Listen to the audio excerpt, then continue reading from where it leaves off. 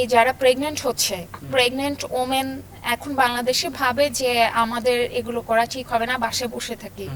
তো দেখা গেছে যে আমিও এটার উপর সার্টিফাইড হয়েছিলাম থাইল্যান্ড থেকে, যে প্রেগনেন্সি অ্যান্ড পোস্টপার্টাম, যে প্রেগনেন্সি টাইমে একটা মেয়ে কি ওয়ার্কআউট করবে, কি ওয়ার্কআউট করলে তার নর্মাল ডেলিভারি হওয়ার চান্স থাকে, বা প্রেগনেন্সির পর সে কি ওয়ার্কআউট করে আগের পর্যায়ে চলে আসবে। তো দেখা গেছে বাইরের কথা তো সম্পূর্ণই আলাদা, তারা যে কোনো মানে এই অবস্থায় তারা ওয়ার্কআউট করে যাচ্ছে। তো এখন আসলে বাংলাদেশে এই জিনিসটা হচ্ছে না দেখেই আমাদের কিন্তু প্রচুর সিজারে চলে যাচ্ছে। হ্যাঁ, কারণ তাদের কোনো অ্যাক্টিভিটিস নেই, মেদ জমে যাচ্ছে, নর্মাল ডেলিভারি হওয়ার কোনো চান্সই নেই। অথচ গ্রামের ওমেন যারা আছে এদের কিন্তু মানে খুব কমই আছে তাদের সিজারে যেতে হচ্ছে। তো আমি সাজেস্ট করব, আমি অবশ্যই বলবো যে এই সময় মানে অবশ্যই সে ওয়ার্কআউট করতে পারবে, কিন্তু নিয়ম মেনে।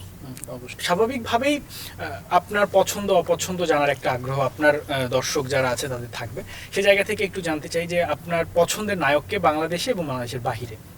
আচ্ছা, বাংলাদেশে কেউ নেই, আমার ছোট সময় থেকে সালমান খানকে ভালো লাগে, এখনো সালমান খানই আছে। আচ্ছা, সেক্ষেত্রে যদি বলি যে নায়িকার লিস্টে কে আছে যে আপনার ভালো লাগে এরকম?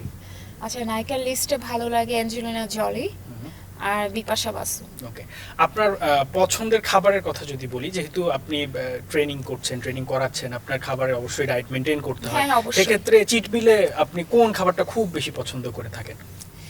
আচ্ছা, চিট মিলে দেখা যায় যে আমার চিকেনটাই বেশি ভালো লাগে, চিকেন গ্রিল, চিকেন ফ্রাই, এইসব।